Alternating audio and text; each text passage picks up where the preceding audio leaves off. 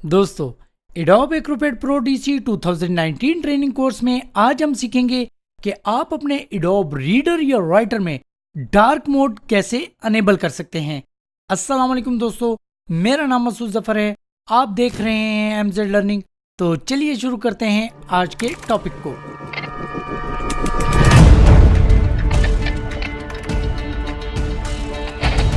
तो विंडो या मैक पे एडोब एक्रोबैट प्रो के रीडर या राइटर में डार्क थीम अनेबल करने के लिए आप व्यू मेन्यू पे क्लिक करें और फिर थोड़ा नीचे आकर डिस्प्ले थीम में से डार्क ग्रे पे क्लिक कर दें।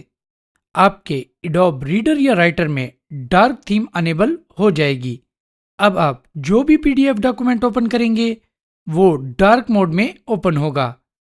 अगर आप इस प्रोसेस को दोबारा रिवर्स करके लाइट ग्रे थीम लगाना चाहते हैं तो एक मर्तबा फिर व्यू मेन्यू पे क्लिक करें और फिर थोड़ा नीचे आकर डिस्प्ले थीम में से इस मर्तबा लाइट ग्रे पे क्लिक कर दें। सिंपल। ओ भाई, डार्क मोड एप्लीकेशन में अनेबल करना है, कमरे में नहीं। कोई है?